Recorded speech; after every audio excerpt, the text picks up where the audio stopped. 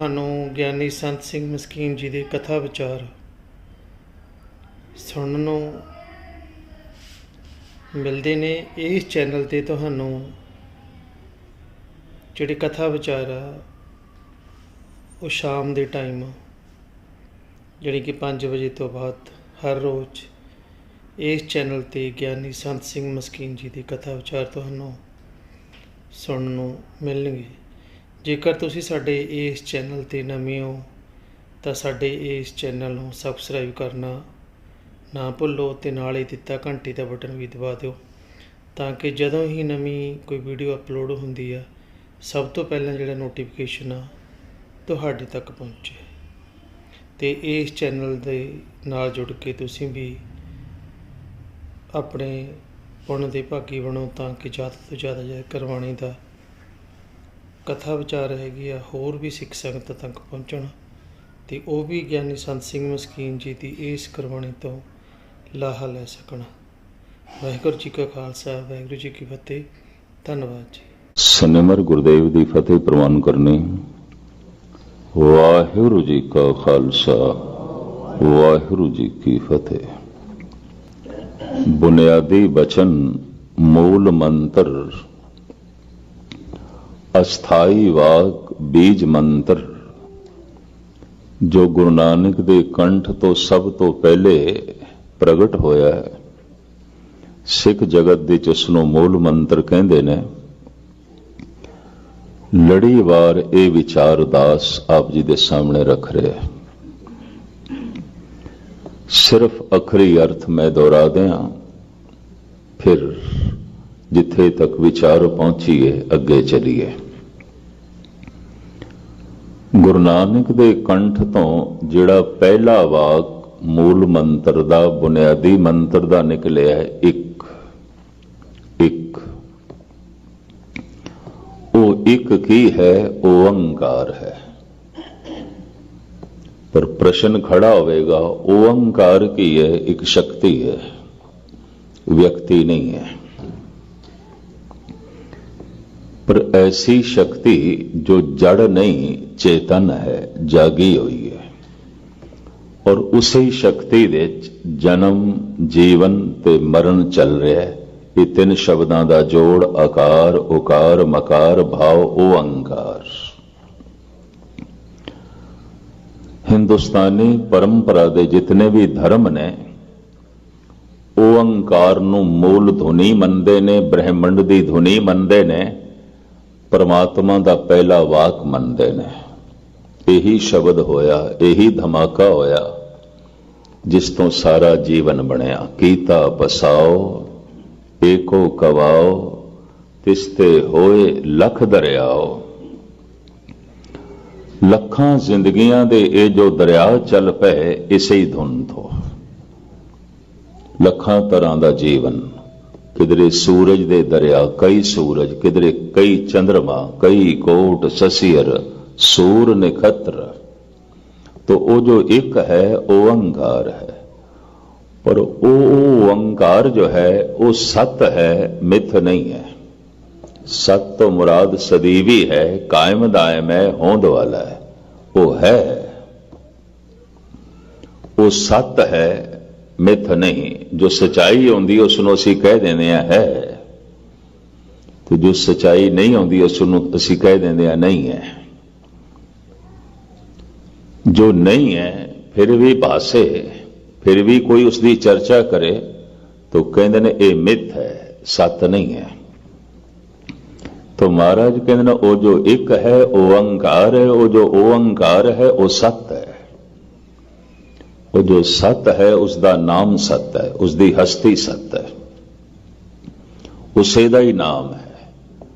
क्योंकि उसका नाम अमिट है, सत है उसका नाम, और हर नाम दे चो प्रगट होंदा है।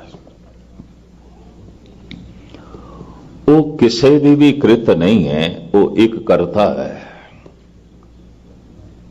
और वो एक ऐसा करता है कि अपनी कृत दे च बैठा होया है, अपनी कृत तो वख नहीं है।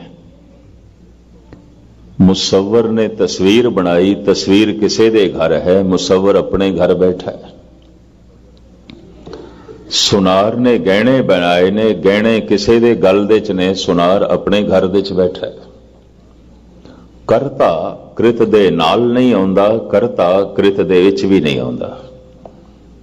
ਤੇ ਜੋ ਕਰਤਾ ਕ੍ਰਿਤ ਦੇ ਵਿੱਚ ਨਹੀਂ ਹੈ, ਜੋ ਕਰਤਾ ਕ੍ਰਿਤ ਦੇ ਨਾਲ ਨਹੀਂ ਹੈ, ਗੁਰਬਾਣੀ ਉਸ ਨੂੰ ਕਰਤਾ ਨਹੀਂ ਮੰਨਦੀ, ਉਹ ਵੀ ਇੱਕ ਕ੍ਰਿਤ ਹੈ। ਕਰਤਾ ਪੁਰਖ, ਪੁਰਖ ਪੂਰੇ ਹੋਇਆ, ਪੁਰੀ ਪੁਰੀ ਬਸੰਤਾ ਸਾ ਪੁਰਖਾ, ਉਹ ਐਸਾ ਕਰਤਾ ਹੈ ਕਿ ਆਪਣੇ ਕ੍ਰਿਤ ਦੇ ਚ ਪੂਰਿਆ ਹੋਇਆ ਹੈ, ਬੈਠਾ ਹੈ। ਹਸਤੀ ਕੀਟੀ ਤ੍ਰਿੜਲੋ ਆਦੰ, ਏਕ ਅਖੰਡਤ ਬਸੇ ਅਨਾਦੰ। ਅਖੰਡ ਰੂਪ ਦੇ ਚ ਵਿਆਪਕ ਹੈ, ਖੰਡਿਤ ਨਹੀਂ ਹੈ। ਇਹ ਨਹੀਂ ਕਿ 10 ਮੀਲ ਤੱਕ ਹੈ ਤੇ ਅੱਗੋਂ 10 ਮੀਲ ਨਹੀਂ ਹੈ, ਫਿਰ ਅੱਗੋਂ 2 ਮੀਲ ਤੱਕ ਹੈ ਤੇ ਅੱਗੋਂ 50 ਮੀਲ ਨਹੀਂ ਹੈ, ਇਸ ਤਰ੍ਹਾਂ ਨਹੀਂ ਹੈ। ਅਖੰਡ ਇਕਸਾਰ,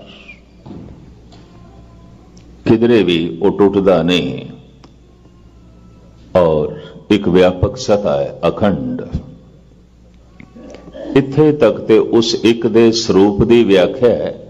ਅੱਗੋਂ ਸੁਭਾਅ ਸਤਿਗੁਰੂ ਬਿਆਨ ਕਰਦੇ ਨੇ ਕਿ ਨਿਰਭਉ ਨਿਰਵੈਰ, ਉਸ ਦੇ ਚ ਭੈ ਨਹੀਂ ਹੈ, ਉਸ ਦੇ ਚ ਵੈਰ ਨਹੀਂ ਹੈ। ਭੈ ਮੌਤ ਦਾ ਹੁੰਦਾ ਹੈ, ਹੋਰ ਕਿਸੇ ਚੀਜ਼ ਦਾ ਵੀ ਨਹੀਂ। ਮਨੋਵਿਗਿਆਨ ਵੀ ਐਸਾ ਮੰਨਦਾ ਹੈ ਕਿ ਮਨੁੱਖ ਭੈਭੀਤ ਕੇਵਲ ਮੌਤ ਤੋਂ ਹੈ। ਧਾਰਮਿਕ ਗਿਆਨ ਤੇ ਕਹਿੰਦਾ ਹੀ ਹੈ, ਮਨੋਵਿਗਿਆਨਕ ਵੀ ਐਸਾ ਕਹਿਣ ਲੱਗ ਪਏ ਨੇ। ਔਰ ਮਨੋਵਿਗਿਆਨਕ ਐਸਾ ਮੰਨਦੇ ਨੇ ਮੌਤ ਇੱਕ ਨਹੀਂ ਹੈ, ਕਈ ਤਰ੍ਹਾਂ ਦੀ ਹੈ। ਤੇ ਜੇ ਮੌਤ ਕਈ ਤਰ੍ਹਾਂ ਦੀ ਹੈ ਤਾਂ ਫਿਰ ਜ਼ਿੰਦਗੀ ਵੀ ਕਈ ਤਰ੍ਹਾਂ ਦੀ ਹੈ। ਪ੍ਰਥਮ ਕਿੰਨੇ ਪ੍ਰਕਾਰ ਦੀ ਮੌਤ ਹੈ? ਵਿਚਾਰਕ ਕਹਿੰਦੇ ਨੇ ਸਰੀਰਕ ਮੌਤ, ਮਾਨਸਿਕ ਮੌਤ, ਆਰਥਿਕ ਮੌਤ, ਰਾਜਨੈਤਿਕ ਮੌਤ, ਸਮਾਜਿਕ ਮੌਤ, ਰੂਹਾਨੀ ਮੌਤ।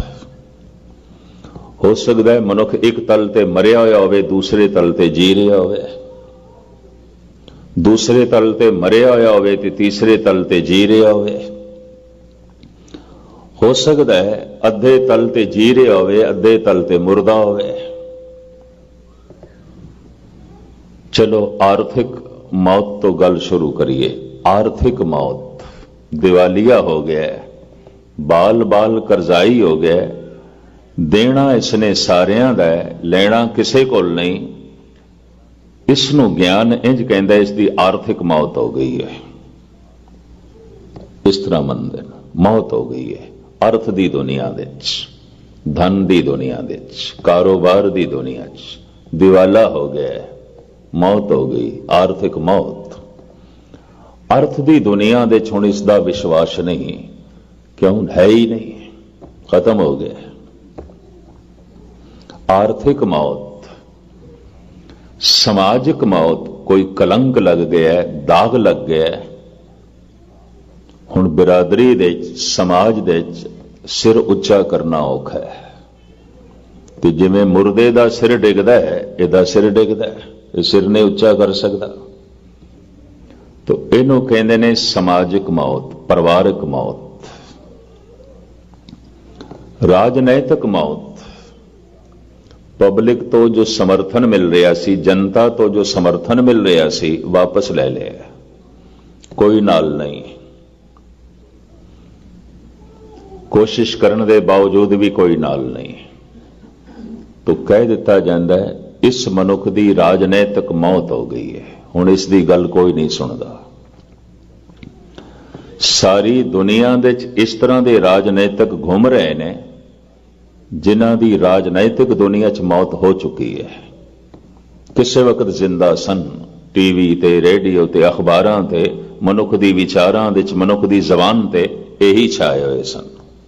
ਇਹਨਾਂ ਦੀ ਚਰਚਾ ਸੀ, ਇਹਨਾਂ ਨੂੰ ਹੀ ਲੋਕ ਪੜ੍ਹਦੇ ਸਨ, ਇਹਨਾਂ ਨੂੰ ਹੀ ਲੋਕ ਸੁਣਦੇ ਸਨ, ਇਹਨਾਂ ਨੂੰ ਹੀ ਥਾਂ ਥਾਂ ਤੇ ਦੇਖਦੇ ਸਨ। ਅੱਜ ਨਹੀਂ। ਕਿਉਂ? ਰਾਜਨੈਤਿਕ ਮੌਤ ਹੋ ਗਈ। ਜੋ ਸਮਰਥਨ ਮਿਲ ਰਿਹਾ ਸੀ ਅਗਲੇ ਨੇ ਵਾਪਸ ਲੈ ਲਿਆ। ਰਾਜਨੈਤਿਕ ਮੌਤ। ਸਰੀਰਕ ਮੌਤ, ਜੋ ਸਵਾਸ ਤੇ ਚਲੇ, ਗਰਾਸ ਕਹਿੰਦੇ ਨੇ, ਜੋ ਅੰਦਰ ਜਾਵੇ, ਸਵਾਸ ਜੋ ਬਾਹਰ ਨਿਕਲੇ। बाहर ते निकल गए श्वास, अंदर ग्रास नहीं गए, खत्म हो गया। इनू शरीरक मौत कहते हैं। जो प्राण सन, जो श्वास सन, वो चले ते गए, वापस नहीं आए। वापस आना चाहिए। श्वास बाहर गया, ग्रास अंदर गया। ये लड़ी चलनी चाहिए। पर अंतिम समय श्वास निकलते ने, ग्रास नहीं चलते, तो कह देंगे ने शरीरक मौत हो गई है। मानसिक मौत किसी इको ही विचार ते दिमाग रुक गया या कोई विचार नहीं,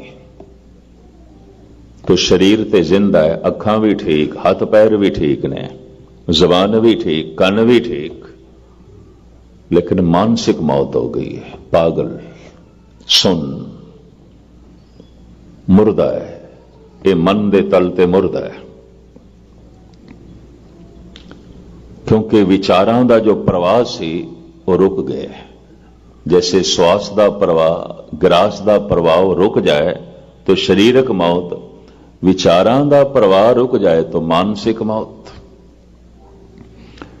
एक होर मौत है जिस नाल सब कुछ ही समझ लो मुर्दा मनुख दा। रूहानी मौत, अध्यात्मक मौत, धार्मिक मौत। परमात्मा की याद चले तो जीवन है, ना चले तो मौत। आखां जीवा बिसरे मर जाऊं, मरणं बिसरणं गोबिंदे, जीवणं हर नाम ध्यावणे। गुरु अर्जन देव जी। मौत है उसनों भुल जाना, जिंदगी है उन्हों याद करना। केड़ी जिंदगी? रूहानी। हो सकता है बंदे कोल आर्थिक जीवन होवे ते रूहानी जीवन ना होवे। हो सकता है रूहानी जीवन होवे पर इस कोल परिवारक जीवन नहीं। बथेरियां कोल नहीं सी, महावीर कोल नहीं सी। भरतरी ने परिवारक जीवन नूं एक पासे सुट दिता। महात्मा बुद्ध कोल भी नहीं सी। राजनैतिक जीवन भी नहीं सी, क्योंकि राजनीति नूं ठोकर मार दी। आर्थिक जीवन भी नहीं सी, क्योंकि दर दर भिक्षा मंग के अपनी उपजीविका चलाते सन। लेकिन रूहानी जीवन सी। अगर रूहानी जीवन है तो गुरबाणी भी मनदी है, ये मुकम्मल जी रहा है। सो जीविया जिस मन वसिया सोए, नानक अवर न जीवे कोए, जे जीवे पत लथी जाए, सब हराम जेता किच खाए। ईश्वरी याद नहीं चल रही, इदा खाना पीना पहनना सोना सब हराम। कुछ भी हलाल नहीं है, सब हराम। सब हराम जेता किच खाए। जितने पदार्थ, जितने सुख, जितना दुनियावी अडंबर, सब हराम, हलाल नहीं है। हलाल ते हराम नो अगर इस दृष्टिकोण नाल देखोगे तो गुस्ताखी माफ किधरे किधरे कोई हलाल दिखाई देगा, सब हराम, गुस्ताखी माफ। मैं पंक्तियां फिर थोड़े सामने रख दिया। सो जीविया जिसमन वसिया सोए, नानक अवर न जीवे खोए, जे जीवे पत लथी जाए, सब हराम जेता किछ खाए। सब हराम है। जो कुछ भी हंडा रहे हैं, खा रहे हैं, पी रहे हैं, जो कुछ भी वरतों वलेवा कर रहे हैं, सब हराम। अगर मन विच उसकी सिमरती चल रही है तो फिर सब हलाल है, फिर सब जायज है, सब ठीक है। अगर उसकी सिमरती नहीं चल रही थी, उसकी समझ नहीं चल रही, तो जो कुछ भी है सब हराम है। भाई साहब, भाई नंदलाल का एक वाक चेते आ रहा है। आप कहते ने गम चे बाशद, गम किसनू कहोगे, दुख की है, किसनू आखोगे दुख। तो इत्थे एक प्रश्न पैदा होता है, क्या मनुख नू इतना भी नहीं पता जो भाई साहब प्रश्न पे करते हैं? ठीक कर रहे ने प्रश्न भाई साहब, भाई नंदलाल, मनुख नू नहीं पता। यकीन जानो, मनुख नू दुख दा भी ज्ञान नहीं, मनुख नू सुख दा भी ज्ञान नहीं। ਇਹ ਗੱਲ ਵੱਖਰੀ ਹੈ, कदी दुखी हो जाता है, कदी सुखी हो जाता है, पर दुख सुख का इसनों ज्ञान नहीं है। ਦੁੱਖ ਸੁੱਖ ਦੀ ਇਸ ਨੂੰ ਸਮਝ ਨਹੀਂ ਹੈ, ਇਸ ਨੂੰ ਪਤਾ ਨਹੀਂ ਹੈ। ਤਦੀ ਭਾਈ ਸਾਹਿਬ ਕਹਿੰਦੇ ਨੇ ਗਮ ਚੇ ਬਾਸ਼ਦ, ਦੁੱਖ ਕੀ ਹੈ, ਗਮ ਕੀ ਹੈ, ਚੀਜ਼ ਤੋਂ ਸ਼ਾਦੀ, ਖੁਸ਼ੀ ਕੀ ਹੈ। ਸ਼ਾਦੀ ਦੇ ਅਰਥ ਨੇ ਖੁਸ਼ੀ। ਈਰਾਨੀ ਭਾਸ਼ਾ ਦਾ ਸ਼ਬਦ ਹੈ। ਕਿਸੇ ਦਾ ਦਿਲ ਬੜਾ ਖੁਸ਼ ਹੋਵੇ ਤਾਂ ਕਹਿ ਦਿੱਤਾ ਜਾਂਦਾ ਹੈ ਇਹ ਦਿਲ ਸ਼ਾਦ ਅਸਤ, ਇਹ ਦਿਲ ਬੜਾ ਸ਼ਾਦ ਹੈ, ਖੁਸ਼ ਹੈ, ਪ੍ਰਸੰਨ ਹੈ। ਇਹ ਖਾਨਾ ਸ਼ਾਦੀ ਅਸ, ਇਸ ਘਰ ਦੇ ਵਿੱਚ ਬੜੀ ਖੁਸ਼ੀ ਹੈ। ਸ਼ਾਦੀ ਦੇ ਅਰਥ ਵਿਵਾਹ ਨਹੀਂ ਹੈ, ਖੁਸ਼ੀ। ਵਿਵਾਹ ਲਈ ਉਹਨਾਂ ਕੋਲ ਸ਼ਬਦ ਹੈ, ਫਲਾਣੇ ਦੇ ਘਰ ਨਿਕਾਹ ਹੋ ਰਿਹਾ ਹੈ। शादी खुशी, चीज तो शादी खुशी की है। तो भाई साहब आप ही जवाब देंगे ने गम चे बाशद गफलत अज यादे खुदा। बस परमात्मा की याद तो गफलत करनी यही गम है और कोई गम नहीं, यही दुख है। ये बीज है दुखां दा, हुण सारे दुख पैदा होणगे। अगर ईश्वर ਨੂੰ ਭੁੱਲੇ ਹੈ, ਇਹ ਭੁੱਲ ਜਾਣਾ ਹੀ ਦੁੱਖਾਂ ਦਾ ਬੀਜ ਹੈ। ਸਾਰੇ ਦੁੱਖ ਪੈਦਾ ਹੋਣਗੇ ਕਿੰਨੇ? ਪਰਮੇਸ਼ਰ ਤੇ ਭੁੱਲਿਆ ਵਿਆਪਨ ਸਭੇ ਰੋਗ। ਸਾਰੇ ਹੀ ਪੈਦਾ ਹੋਣਗੇ, ਇੱਕ ਨਹੀਂ, ਸਾਰੇ ਹੀ ਪੈਦਾ ਹੋਣਗੇ। ਪਰਮੇਸ਼ਰ ਤੇ ਭੁੱਲਿਆ ਵਿਆਪਨ ਸਭੇ ਰੋਗ। चीस्त शादी याद आबा मुंतहा, खुशी की है उस ला इंतहा परमात्मा नु याद करना। गम की है उसनु भुल जाना। तो एक रूहानी मौत है जो सब कुछ नु मौत दे च बदल देंदी है। सो जीविया जिस मन वसिया सोए, नानक अवर ना जीवे कोए। कहते ने जितने चिर तक ये रूहानी जीवन मनुख नु ना मिले, जीवन भर और अनंत जीवन, बार बार जीवन मिलता रहेगा, लेकिन जीवेगा मौत दे भय दे, कदी जीवन नु जी नहीं सकेगा। एक दिल दिमाग दे ते बोझ रहेगा मौत दा, किधरे आर्थिक मौत ना हो जाए, किधरे समाजिक मौत ना हो जाए, किधरे राजनैतिक मौत ना हो जाए, किधरे मानसिक मौत ना हो जाए, किधरे शारीरिक मौत ना हो जाए। मौत ना हो जाए, बस यही गम, यही दुख, यही बोझ दिल दिमाग ते रहेगा। सिर्फ शारीरिक मौत नहीं, काश मौत एक तरह की होंदी। मौत तो कई तरह की है और मनुख डरे होया है एक कई तरह की मौत तो, और उतने चिर तक ये डर रहेगा जिन्ने चिर तक रूहानी जिंदगी नहीं मिलती। रूहानी जीवन की उसकी याद ते रूहानी मौत की उन्होंने भुल जाना। आखा जीवा बिसरे मर जाऊं, मरणंग बिसरंग गोबिंदे, जीवनंग हर नाम ध्यावणे। तो खैर मुख्तसर वो ऐसा करता है अपनी कृत दे च पूरे होया है। भय तो रहत है, वैर तो रहत है। ਹੁਣ ਅੱਗੇ ਸਤਿਗੁਰੂ ਕਹਿੰਦੇ ਨੇ ਸਮੇਂ ਤੋਂ ਰਹਿਤ ਹੈ, ਕਾਲ ਤੋਂ ਰਹਿਤ ਹੈ। ਕਾਲ ਦਾ ਮਤਲਬ ਹੈ ਸਮਾਂ, ਅਕਾਲ ਜਿਹਦੇ ਚ ਸਮਾਂ ਨਹੀਂ।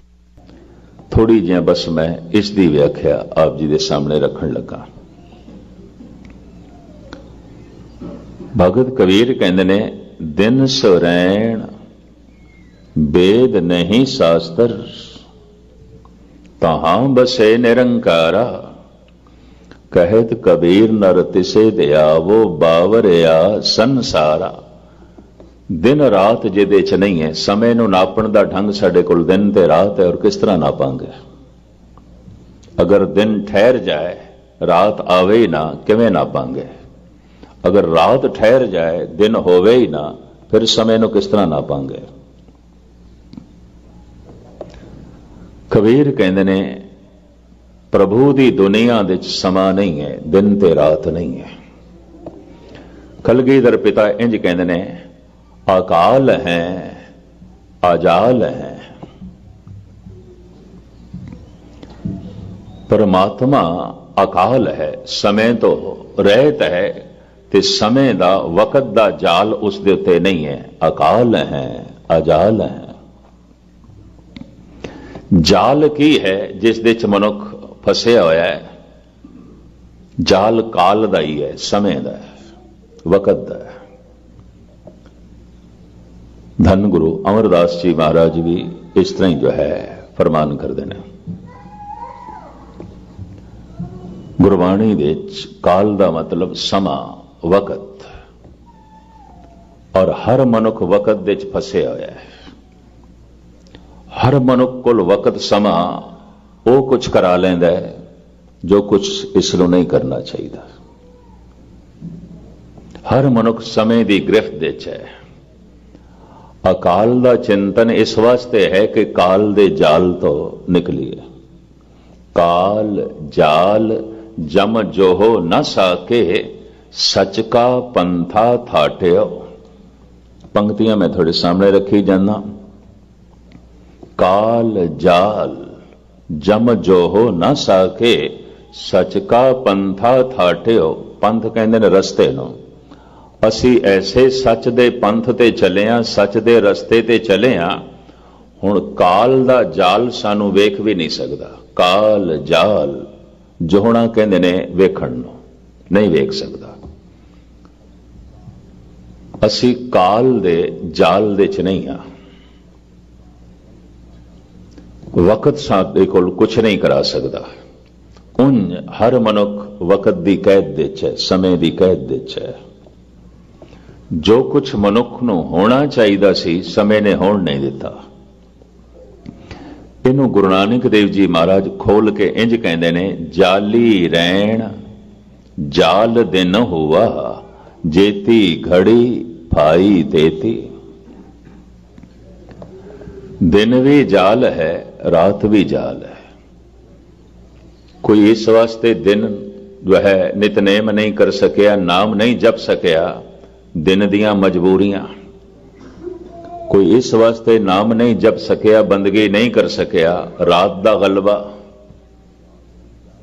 ਤੋ ਰਾਤ ਵੀ ਜਾਲ ਬਣ ਗਈ, ਦਿਨ ਵੀ ਜਾਲ ਬਣ ਗਿਆ। ਤੋ ਮਹਾਰਾਜ ਕਹਿੰਦੇ ਨੇ, ਛੂਟਸ ਮੂੜੇ ਕਵਨ ਗੁਣੀ। ਐ ਮੂੜ ਤੂੰ ਬਚੇਗਾ ਕਿਵੇਂ, ਨਿਕਲੇਗਾ ਕਿਵੇਂ? ਫਸਿਆ ਹੋਇਆ ਹੈ ਤੂੰ, ਦਿਨ ਦੇ ਚ ਫਸਿਆ ਹੋਇਆ। ਸਾਰਾ ਦਿਨ ਤੈਨੂੰ ਰੱਬ ਨਾਲ ਨਹੀਂ ਜੁੜਨ ਦਾ ਮੌਕਾ ਮਿਲਦਾ, ਸਾਰੀ ਰਾਤ ਤੈਨੂੰ ਜੁੜਨ ਨਹੀਂ ਦਿੰਦੀ। ਗੁਰੂ ਨਾਨਕ ਦੇ ਬੋਲ, ਜਾਲੀ ਰੈਣ ਜਾਲ ਦਿਨ ਹੋਆ, ਜੇਤੀ ਘੜੀ ਫਾਈ ਤੇਤੀ। ਦਿਨ ਰਾਤ ਦੀ ਹਰ ਘੜੀਆਂ ਫਾਈਆਂ ਬਣੀਆਂ। ਮਨੁੱਖ ਫਸਦਾ ਹੀ ਜਾ ਰਿਹਾ। ਰਸ ਰਸ ਚੋਗ ਚੁਗੇ ਨੇ ਤਪਾਸੇ, ਛੂਟਸ ਮੂੜੇ ਕਵਨ ਗੁਣੀ। ਫਿਰ ਸਤਿਗੁਰ ਇੱਥੇ ਮੂੜ ਕਹਿੰਦੇ ਨੇ, ਇਹ ਮੂੜ ਕਿਵੇਂ ਬਚੇਗਾ, ਕਿਵੇਂ ਛੁਟੇਗਾ? ਐਸਾ ਤੇਰੇ ਤੇ ਦਿਨ ਗਲਬਾ ਪਾਉਂਦਾ ਹੈ, ਔਰ ਐਸਾ ਤੂੰ ਫਸਦਾ ਹੈ ਦਿਨ ਦੇ ਚ, ਸਮੇਂ ਦੇ ਚ, ਕਾਲ ਦੇ ਚ। ਮਜਾਲ ਤੈਨੂੰ ਅਕਾਲ ਚੇਤੇ ਆਵੇ। ਔਰ ਐਸਾ ਰਾਤ ਗਲਬਾ ਪਾਉਂਦੀ ਆਪਣੇ ਢੰਗ ਦਾ, ਮਜਾਲ ਤੈਨੂੰ ਅਕਾਲ ਚੇਤੇ ਆਵੇ। ਤੂੰ ਕਾਲ ਦੇ ਜਾਲ ਦੇ ਚ ਹੈ, ਕਾਲ ਜਾਲ। ਇਸ ਵਾਸਤੇ ਧੰਨ ਗੁਰੂ ਗੋਬਿੰਦ ਸਿੰਘ ਜੀ ਮਹਾਰਾਜ ਕਹਿੰਦੇ ਨੇ, ਹੇ ਪ੍ਰਮਾਤਮਾ, ਅਕਾਲ ਹੈ, ਅਜਾਲ ਹੈ। ਤੂੰ ਅਕਾਲ ਹੈ, ਇਸ ਵਾਸਤੇ ਅਜਾਲ ਹੈ। ਤੇਰੇ ਉੱਤੇ ਕਾਲ ਦਾ ਜਾਲ ਨਹੀਂ ਹੈ, ਸਮੇਂ ਦਾ ਜਾਲ ਨਹੀਂ ਹੈ। ਤੂੰ ਸਮੇਂ ਦੇ ਚ ਫਸਿਆ ਹੋਇਆ ਨਹੀਂ ਹੈ। ਹੁਣ ਜਿਸ ਮਨੁੱਖ ਦੀ ਵਾਸ਼ਨਾ ਬਹੁਤ ਲੰਬੀ ਹੋਵੇ, ਇੱਛਾਵਾਂ ਬਹੁਤ ਨੇ, ਤਾਂ ਹੁਣ ਅੱਜ ਦੇ ਤੇ ਪੂਰੀਆਂ ਹੋਣ ਨਹੀਂ ਲੱਗੀਆਂ। ਕਾਮਨਾ ਬੜੀ ਲੰਬੀ, ਵਾਸ਼ਨਾ ਬੜੀ ਲੰਬੀ। ਤਾਂ ਇਸ ਤਰ੍ਹਾਂ ਦਾ ਮਨੁੱਖ ਹਰ ਵਕਤ ਭਵਿਸ਼ ਦੇ ਚ ਜੀਵੇਗਾ, ਆਉਣ ਵਾਲੇ ਕੱਲ ਦੇ ਚ, ਉਹ ਅੱਜ ਦੇ ਚ ਨਹੀਂ। ਤਾਂ ਨਾਮ ਤੇ ਅੱਜ ਜਪਣਾ ਹੈ, ਕੀਰਤਨ ਤੇ ਹੁਣ ਤੂੰ ਸੁਣਨ ਆਇਆ ਹੈ, ਗੁਰਦੁਆਰੇ ਤੇ ਤੂੰ ਹੁਣ ਆਇਆ ਹੈ, ਸੇਵਾ ਤੇ ਤੂੰ ਹੁਣ ਕਰ ਰਿਹਾ ਹੈ, ਬਾਣੀ ਤੋਂ ਹੁਣ ਪੜ੍ਹ ਰਹੇ ਹੈ, ਵਾਹਿਗੁਰੂ ਵਾਹਿਗੁਰੂ ਤੇ ਹੁਣ ਤੂੰ ਜਪ ਰਹੇ ਹੈ। ਲੇਕਿਨ ਵਾਸ਼ਨਾ ਇਤਨੀ ਪ੍ਰਬਲ ਹੈ, ਕਾਮਨਾਵਾਂ ਇਤਨੀਆਂ ਜ਼ਿਆਦਾ ਨੇ, ਅੱਜ ਪੂਰੀਆਂ ਨਹੀਂ ਹੋਣ ਲੱਗੀਆਂ। ਤਾਂ ਕਾਮਨਾ ਆਉਣ ਵਾਲੇ ਕੱਲ ਦੇ ਚ ਮਨੁੱਖ ਨੂੰ ਲੈ ਜਾਂਦੀ ਹੈ। ਮਨੁੱਖ ਅੱਜ ਦੇ ਚ ਨਹੀਂ ਹੁੰਦਾ। ਆਉਣ ਵਾਲੇ ਕੱਲ ਦੇ ਚ ਜੀਉਂਦਾ ਹੈ, ਭਵਿਸ਼ ਦੀ ਚਿੰਤਾ। ਜੇ ਕਦੀ ਕਦੀ ਭਵਿਸ਼ ਦੀ ਚਿੰਤਾ ਨਾ ਹੋਵੇ, ਯਾਦਾਂ ਪਿੱਛੇ ਲੈ ਜਾਂਦੀਆਂ, ਕਾਮਨਾ ਅੱਗੇ ਲੈ ਜਾਂਦੀ ਹੈ, ਯਾਦਾਂ ਪਿੱਛੇ ਲੈ ਜਾਂਦੀਆਂ, ਫਿਰ ਮਨੁੱਖ ਮਾਜ਼ੀ ਦੇ ਚਲਾ ਜਾਂਦਾ ਹੈ, ਭੂਤਕਾਲ ਦੇ ਚਲਾ ਜਾਂਦਾ ਹੈ। ਅਗਰ ਕੋਈ ਆਖੇ ਨਾ ਮੇਰਾ ਮਨ ਨਹੀਂ ਟਿਕਦਾ, ਤੂੰ ਕਿੱਥੇ ਗਿਆ? ਜਾਂ ਤੇ ਗੁਜ਼ਰੇ ਹੋਏ ਕੱਲ ਦੇ ਚ ਚਲਾ ਗਿਆ, ਜਾਂ ਆਉਣ ਵਾਲੇ ਕੱਲ ਦੇ ਚ, ਹੋਰ ਕਿੱਥੇ ਗਿਆ? ਮਨੁੱਖ ਸਮੇਂ ਦੇ ਪ੍ਰਭਾਵ ਹੇਠ ਜੀ ਰਿਹਾ ਹੈ। ਆਉਣ ਵਾਲੇ ਕੱਲ ਦਾ ਇਤਨਾ ਗਲਬਾ, ਅੱਜ ਦੀ ਫਿਕਰ ਨਹੀਂ। ਗੁਜ਼ਰੇ ਹੋਏ ਕੱਲ ਦਾ ਇਤਨਾ ਅਸਰ, ਇਤਨਾ ਦਬਾਅ, ਅੱਜ ਦਾ ਕੋਈ ਖਿਆਲ ਨਹੀਂ।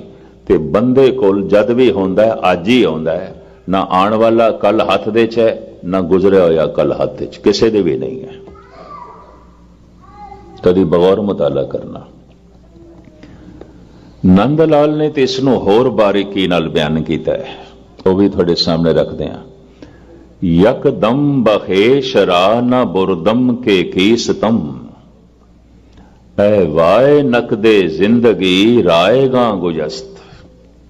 ਭਾਈ ਸਾਹਿਬ ਭਾਈ ਨੰਦ ਲਾਲ, ਜਿਹੜਾ ਦਮ ਮੇਰੇ ਮੂੰਹ ਦੇ ਚ ਹੈ, ਇਹ ਵਰਤਮਾਨ ਹੈ, ਹੁਣ ਮੇਰੇ ਕੋਲ ਹੈ। ਪਰ ਜਿਹੜਾ ਦਮ ਨਿਕਲ ਗਿਆ, ਚਲਾ ਗਿਆ, ਉਹ ਤੇ ਮਾਜ਼ੀ, ਉਹ ਤੇ ਭੂਤਕਾਲ। ਤੇ ਜਿਹੜਾ ਦਮ ਆਇਆ ਨਹੀਂ, ਉਹ ਤੇ ਭਵਿਸ਼, ਉਹ ਤੇ ਆਏਗਾ ਅਜੇ। ਭਾਈ ਸਾਹਿਬ ਕਹਿੰਦੇ ਨੇ, ਮੈਂ ਆਉਣ ਵਾਲੇ ਦਮ ਦੇ ਚ ਜੀ ਰਿਹਾ, ਮੈਂ ਗੁਜ਼ਰੇ ਹੋਏ ਦਮ ਦੇ ਚ ਜੀ ਰਿਹਾ। ਜਿਹੜਾ ਦਮ ਮੇਰੇ ਮੂੰਹ ਦੇ ਚ, ਮੈਂ ਇਸ ਦੇ ਚ ਨਹੀਂ ਜੀ ਰਿਹਾ। ਬੜੀ ਗਹਿਰੀ ਗੱਲ। ਤੇ ਜ਼ਿੰਦਗੀ ਉਹੀ ਹੈ ਜਿਹੜਾ ਮੂੰਹ ਦੇ ਚ ਦਮ ਹੈ। ਯਕਦਮ ਬਖੇਸ਼ ਰਾ ਨਾ ਬੁਰਦਮ ਕਿ ਕੀ ਸਤਮ, ਐ ਵਾਏ ਨਕਦੇ ਜ਼ਿੰਦਗੀ ਰਾਏਗਾ ਗੁਜਸਤ। ਇੱਕ ਨਕਦ ਜ਼ਿੰਦਗੀ ਸੀ ਮੇਰੇ ਕੋਲ, ਉਧਾਰੀ ਨਹੀਂ, ਨਕਦ। ਕੀ? ਮੂੰਹ ਦੇ ਚ ਜੋ ਦਮ ਸੀ ਮੇਰੇ ਕੋਲ ਸੀ। ਜੋ ਚਲਾ ਗਿਆ ਉਹ ਹੱਥ ਦੇ ਚ ਨਹੀਂ, ਜੋ ਆਉਣ ਵਾਲਾ ਹੈ ਉਹ ਵੀ ਹੱਥ ਦੇ ਚ ਨਹੀਂ। ਉਹ ਨਕਦੀ ਨਹੀਂ ਹੈ। ਇੱਕ ਆਉਣ ਵਾਲੀ, ਇੱਕ ਚਲੀ ਗਈ। ਇੱਕ ਦਮ ਤੇ ਚਲਾ ਗਿਆ, ਖਰਚ ਹੋ ਗਿਆ। ਇੱਕ ਦਮ ਆਉਣ ਵਾਲਾ ਹੈ ਪਰ ਅਜੇ ਆਇਆ ਨਹੀਂ। ਪਰ ਇੱਕ ਦਮ ਮੇਰੇ ਮੂੰਹ ਦੇ ਚ ਹੈ, ਇਹ ਨਕਦ ਹੈ। ਤੇ ਭਾਈ ਸਾਹਿਬ ਕਹਿੰਦੇ ਨੇ, ਮੈਂ ਨਕਦੀ ਕਿਸ ਤਰ੍ਹਾਂ ਖਰਚ ਕੀਤੀ? ਜੋ ਮੇਰੇ ਮੂੰਹ ਦੇ ਚ ਦਮ ਸੀ, ਮੈਂ ਇਸ ਦਮ ਨੂੰ ਗੁਜ਼ਾਰਿਆ ਆਉਣ ਵਾਲੇ ਦਮਾਂ ਦੀ ਚਿੰਤਾ ਦੇ ਚ, ਗੁਜ਼ਰੇ ਹੋਏ ਦਮਾਂ ਦੀ ਯਾਦਾਂ ਦੇ ਚ। ਬੜੀ ਬਾਰੀਕ ਗੱਲ ਕਰ ਗਏ ਨੇ। ਮੈਂ ਇਸ ਦਮ ਨੂੰ, ਜੇ ਮੇਰੇ ਮੂੰਹ ਦੇ ਚ ਸੀ, ਮੈਂ ਗੁਜ਼ਾਰਿਆ ਗੁਜ਼ਰੇ ਹੋਏ ਦਮਾਂ ਦੀ ਯਾਦਾਂ ਦੇ ਚ, ਆਉਣ ਵਾਲੇ ਦਮਾਂ ਦੀ ਚਿੰਤਾ ਦੇ ਚ। ਤੋ ਕਦੀ ਮੈਂ ਚਿੰਤਾ ਦੇ ਚ, ਭਵਿਸ਼ ਦੀ, ਕਦੀ ਮੈਂ ਯਾਦਾਂ ਦੇ ਚ, ਅਤੀਤ ਦੀ, ਭੂਤਕਾਲ ਦੀ। ਮੈਂ ਤੇ ਅੱਜ ਦੇ ਚ ਕਦੀ ਜੀਵਿਆ ਹੀ ਨਹੀਂ। ਤੇ ਅੱਜ ਹੀ ਨਕਦ ਸੀ, ਬਾਕੀ ਤੇ ਸਭ ਉਧਾਰ। ਬਾਕੀ ਦਾ ਕੋਈ ਪਤਾ ਨਹੀਂ। ਇੱਕ ਹੱਥੋਂ ਚਲਾ ਗਿਆ, ਇੱਕ ਹੱਥ ਦੇ ਚ ਆਇਆ ਨਹੀਂ। ਮਨੁੱਖ ਜੀ ਰਿਹਾ ਹੈ ਕਿਸ ਦੇ ਚ? ਜੋ ਹੱਥੋਂ ਚਲਾ ਗਿਆ। ਮਨੁੱਖ ਜੀ ਰਿਹਾ ਹੈ ਕਿਸ ਦੇ? ਜੋ ਹੱਥ ਦੇ ਚ ਆਇਆ ਨਹੀਂ। ਪਰ ਜੋ ਹੱਥ ਦੇ ਚ ਹੈ, ਉਸ ਦੇ ਚ ਨਹੀਂ ਜੀ ਰਿਹਾ। ਕੋਈ ਵੀ ਨਹੀਂ ਜੀ ਰਿਹਾ। ਕਦੀ ਕਦਾਈ ਕੋਈ ਲੱਖਾਂ ਚ ਇੱਕ ਦੋ ਮਨੁੱਖ ਅੱਜ ਦੇ ਚ ਜੀਂਦੇ ਨੇ, ਇਸੇ ਦਮ ਦੇ ਚ ਜੀਂਦੇ ਨੇ ਜੋ ਦਮ ਮੂੰਹ ਦੇ ਚ ਹੈ। ਦਮ ਦਮ ਕਰਕੇ ਮੇਰੀ ਸਾਰੀ ਜ਼ਿੰਦਗੀ ਲੰਘ ਗਈ। ਭਾਈ ਨੰਦ ਲਾਲ ਕਹਿੰਦੇ ਨੇ, ਕਿਉਂ? ਮੇਰੇ ਸਾਰੇ ਦਮ ਕੁਰਬਾਨ ਹੋ ਗਏ ਗੁਜ਼ਰੇ ਹੋਏ ਦਮਾਂ ਦੀ ਯਾਦਾਂ ਦੇ ਚ, ਆਉਣ ਵਾਲੇ ਦਮਾਂ ਦੀ ਚਿੰਤਾ ਦੇ ਚ। ਇਸ ਤਰ੍ਹਾਂ ਹੀ ਜ਼ਿੰਦਗੀ ਬਰਬਾਦ ਚਲੀ ਗਈ ਮੇਰੀ, ਅਜਾਈ ਚਲੀ ਗਈ। ਜਨਮ ਸਾਖੀ ਦੇ ਚ ਇੱਕ ਕਥਾ ਹੈ। ਧੰਨ ਗੁਰੂ ਨਾਨਕ ਦੇਵ ਜੀ ਮਹਾਰਾਜ ਮਰਦਾਨੇ ਨੂੰ ਪੁੱਛਦੇ ਨੇ, ਮਰਦਾਨਿਆ ਤੈਨੂੰ ਆਪਣੀ ਜ਼ਿੰਦਗੀ ਦਾ ਕਿੰਨਾ ਕੁ ਭਰੋਸਾ ਹੈ? ਤੇ ਮਰਦਾਨਾ ਕਹਿੰਦਾ, ਮਹਾਰਾਜ इन्ना ही भरोसा है कि 100 कदम चलिए तो पता नहीं अगला कदम पुट सकांगे कि नहीं, बस इन्ना ही भरोसा है। सतगुरु कहते ने बालिया तैनू किन्ना क भरोसा है, तू दस। ते पता है बाला की कहता है, महाराज इस मरदाने नू 100 कदमां दा भरोसा होवेगा, आपां ते इक्को ही कदम दा भरोसा रखदे हां।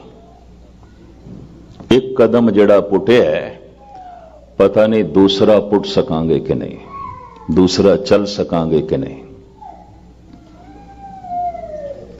दोवें हाथ जोड़ के कहन लगे, महाराज थानू किन्ना क भरोसा है, थानू किन्ना क भरोसा है। जन्म साखी दी कथा ते धन गुरु नानक देव जी महाराज कहते हैं, मरदानिया तैनू 100 कदमां दा भरोसा, बालिया तैनू 1 कदम दा भरोसा, ते आपां ते इस तरह जी रहे हैं जिहड़ा दम मूंह दे च है, पता नहीं होर आवना भी है कि नहीं, बस इसे ते ही भरोसा। असीं ते इस दे च जीवदे हां।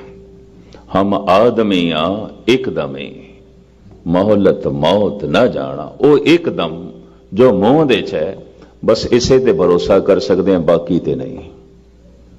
आमना भी है कि नहीं, ते जिहड़े दम चले गए वो ते चले गए, ते आने वाले ने आना भी है कि नहीं। मरदाने असी ते इन्ना ही भरोसा कर सकते हैं जिहड़ा दम मूंह दे च है, बस इन्ना ही, इस तो ज्यादा नहीं।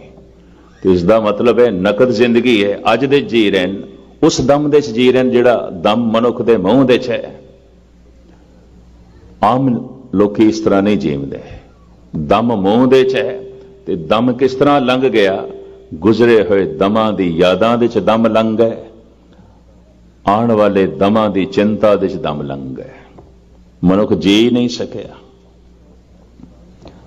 भाई साहब भाई गुरदास जी कहते ने, वर्तमान विच वरतदा होवनहार सोई परवाना। वास्तविक जो भगत मनुख है वर्तमान दे अज दे जीवदा है, क्योंकि अज नकद है, अज कोल है। आने वाला कल हाथ दे च नहीं, गुजरे होया कल हाथ दे च नहीं। तो अक्सर मन चला जाता है भूतकाल दियां यादां दे च, मन चला जाता है भविष्य की चिंता दे च, मन चला जाता है गुजरे हुए कल दियां यादां दे च, मन चला जाता है आने वाले कल की चिंता च। या मनुख अतीत की याद दे च बैठा है, या मनुख भविष्य की चिंता दे च बैठा है। चाहे कथा हो रही है, चाहे कीर्तन हो रहा है, चाहे बाजार दे च बैठा है या परिवार दे च बैठा है, मनुख जिथे बैठा है या गुजरे हुए कल दे च बैठा है या आने वाले कल दे च, अज दे च नहीं है। ऐसा नहीं है कि जब बाजार दे च बैठा है तो गुजरे हुए कल नाल आने वाले कल नाल जुड़े होया है। ये गुरुद्वारे भी मंदिर मस्जिद दे च भी इसे करके ते समाधि नहीं लगती, इसे करके ते रस नहीं। कीर्तन हो रहा होंदा है, मन गुजरे हुए कल दे च आने वाले कल दे च, वो तो अज इत्थे है ही नहीं, तो रस कौन माणे। अगर अज दे च मन जीवे तो मन मिट जाता है, मन दे मिटदियां सारियां वासनावां मिट जांदियां ने। मन मरे धात मर जाए, बिन मन मूए कैसे हर पाए। वासना ते मिट गई, वासना मिट गई तो भविष्य मिट गया। इतनी लंबी वासनावां ने मनुख दे कोल अज नहीं पूरियां हो सकदियां, तो जीवदा है भविष्य की चिंता दे च, पता नहीं कल पूरी होवेगी कि नहीं, सिरे चढ़ेगी कि नहीं। और आज इतना दुखदाई व्यतीत हो रहा है कि कई दफा मनुख अतीत दियां यादां, गुजरे हुए कल दियां यादां दे जीवदे। अक्सर बुढ़े बचपन नूं याद करदे ने, गुस्ताखी माफ। पता नहीं कितने बुजुर्गां कोल बैठ के मैं बचपन दियां ही गल्लां सुणीआं ने उन्हां कोल। 10 बुढ़े जिथे बैठे होण, यकीन जानो बचपन दियां गल्लां करनगे। तो इसका मतलब है जवानी गलत व्यतीत कीती है, बुढ़ेपा गलत है, ताई ते बचपना याद आ रहा है, वरना नहीं याद आना चाहिए सी। वरना बुजुर्गी बड़ी महान उम्र है, जिंदगी भर दियां गलतियां बहुत कुछ सिखा सकदियां मनुख नूं। लगता है गलतियां तो भी नहीं सीखिया, नहीं सीखिया। और मैं देखे ऐसा नहीं सीखिया मनुख। यही कारण है कि 90% बुढ़े बचपन ਨੂੰ याद करन लग पैंदे ने, बचपना महान सी, बड़ा महान सी, बेफिक्री सी, कोई जिम्मेवारी नहीं सी। हर तरह की जिम्मेवारी मां बाप ने चुकी हुई सी, जिम्मेवारी नहीं सी, कोई चिंता ही नहीं सी, बेफिक्री सी, खेड़ा ही सन। ना धार्मिक जिम्मेवारी, ना समाजिक जिम्मेवारी, ना आर्थिक जिम्मेवारी, ना राजनैतिक जिम्मेवारी, किसी तरह की कोई जिम्मेवारी नहीं। बच्चे ਨੂੰ दुनिया के किसी भी मुल्क ਦੇ वोट पाने का अधिकार नहीं है, नाबालग ना, तो राजनैतिक जिम्मेवारी तो भी बेलाग हो गया। किसी तरह का बोझ ही नहीं, खेड सकता है, हस सकता है, किलकारियां भर सकता है। तो बचपना अक्सर बुढ़ियां नूं याद आउंदा है। बगौर मुताला करके देखना, कुछ एक थोड़े जिहा 90% नूं ते बचपना याद आउंदा है, 5-6% ऐसे भी ने जवानी नूं याद करते हैं। असी जवानी च इंज करते होंदे सी। इसका मतलब है बुढ़ेपा गलत है, ताई जवानी याद आ रही है, बचपना याद आ रहा है। वरना बुजुर्गी ते महान है, बुढ़ेपा ते महान है। बचपन दीयां गलतियां ते जवानी दी गलतियां तो मनुख बहुत कुछ सीख सकता है, ते जो गलतियां तो भी नहीं सीख सकता वो किसी को नहीं सीख सकता। पता है महापुरुष की कहा करते ने? मनु ने एक गल बड़ी गजब दी कही है।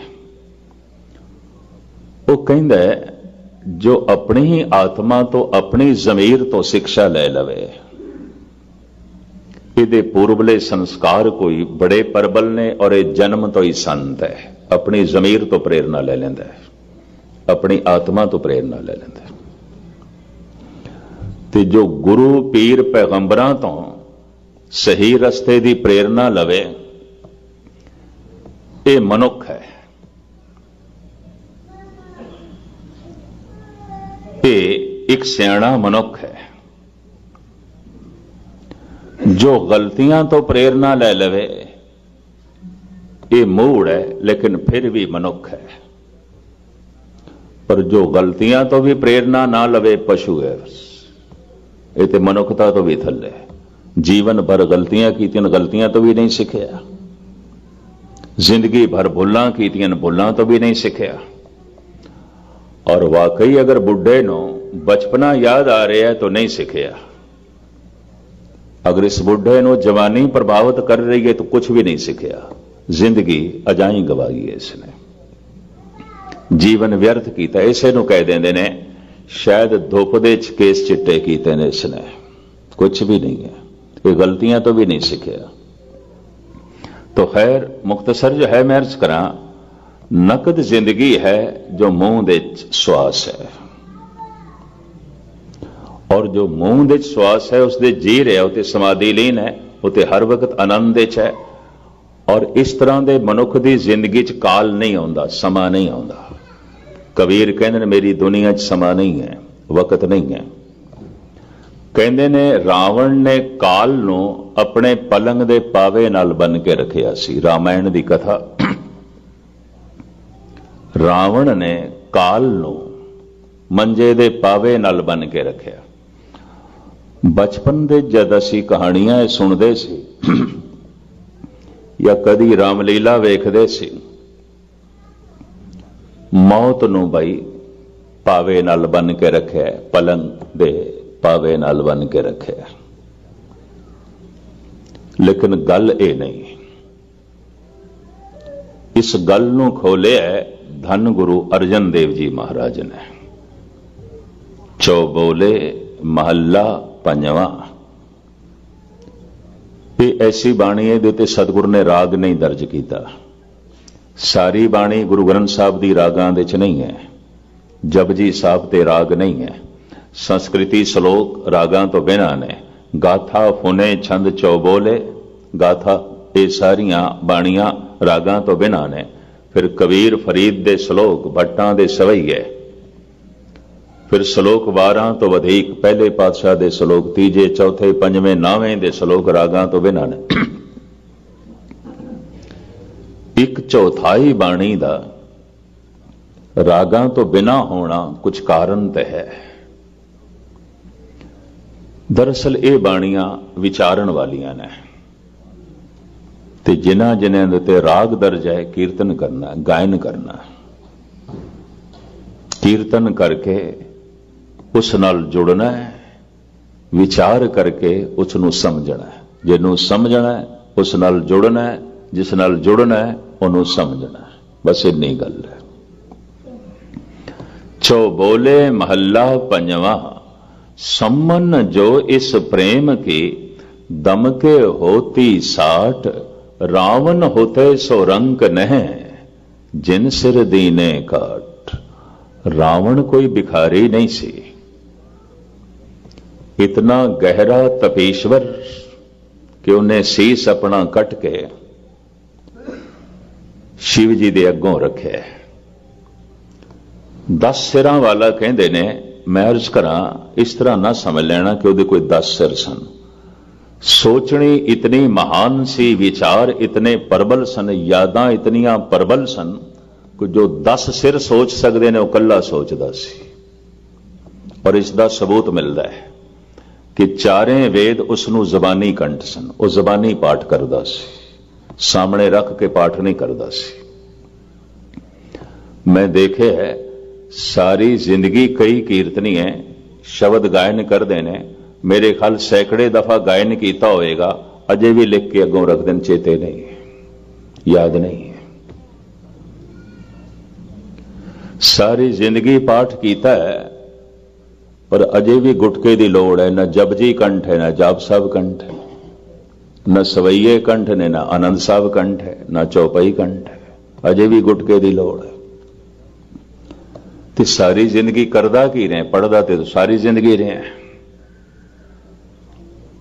इसका मतलब चेता हाफजा तेरा इतना कमजोर कि रोज पढ़ के भी तेनों एक पंक्ति चेते नहीं हो सकी।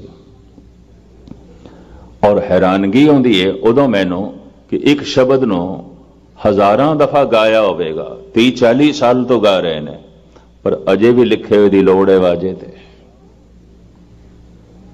चारे वेद जबानी कंठ ने रावण जबानी पाठ करता है। तो इस्तों गल स्पष्ट हो गई कि मन बड़ा एकाग्र होवेगा, याद शक्ति बड़ी तिखी हो जाती है अगर मन दे टिकाव होवे। ते मन चंचल चल चल चल ही रहा है तो खिमा करनी खिन खिन दे बोलेगा, कुछ भी चेते नहीं, बुलक्कड़ होवेगा, बिल्कुल भुल जाएगा। भुलावड़े भुल्ली भुल भुल पछोताणी। चेते शक्ति, विचार शक्ति, सोच शक्ति रावण दी बड़ी प्रबल, उपासना इसकी बड़ी महान। और जो इतनी उपासना करे तो उसदे कोल आनंद ते होवेगा, रस ते होवेगा, तो आनंद दे समा खो जाता है। कई दफा कोई संगीतकार ऐसी संगीत की धुन अलापदा है, लोग कहते हैं इसने ते समय नूं बन के रख दिता, भाव समा खो गया।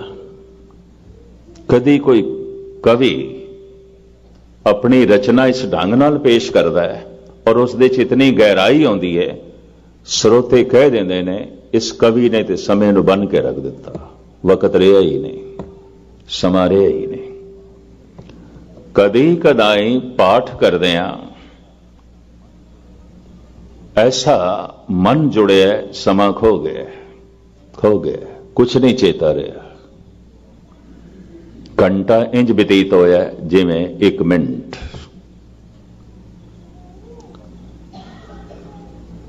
तो बाकी ये 59 मिनट किथे चले गए, खो गए, समा खो गया, नहीं रहा समा।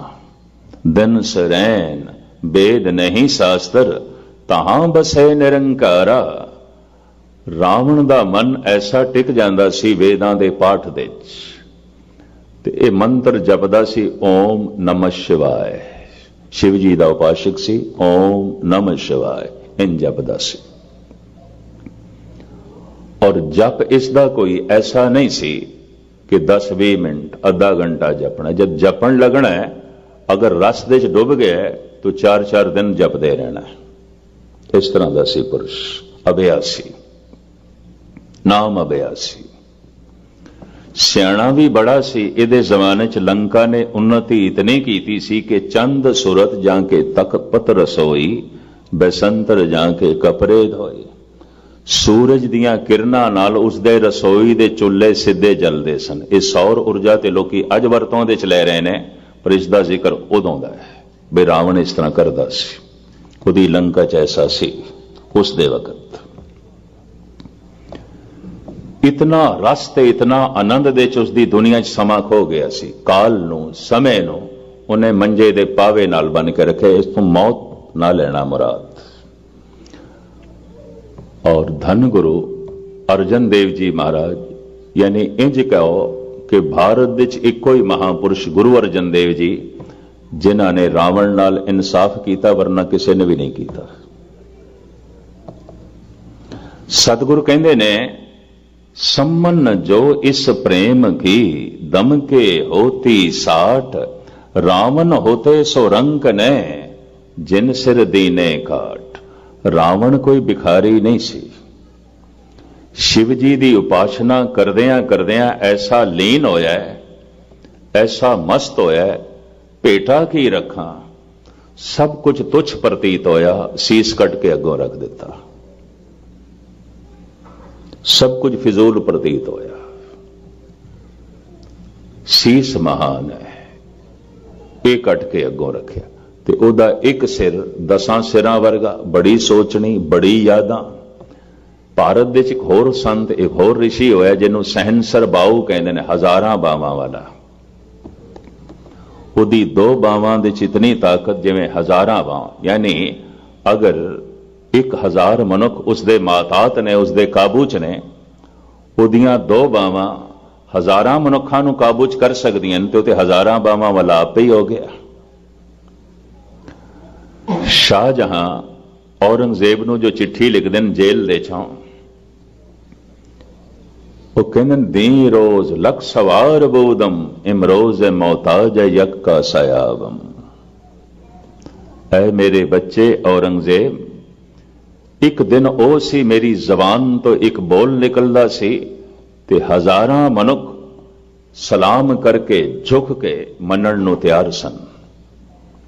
अज मैं 1000 दफा बोला, कोई एक भी सुनन नूं तैयार नहीं, कोई एक भी मनन नूं तैयार नहीं।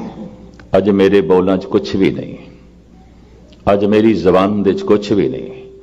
किसी वक्त मेरी जबान उस च निकलिया होया एक बोल 1000 मनुखां नूं सजदे करन ते मजबूर कर देंदा सी।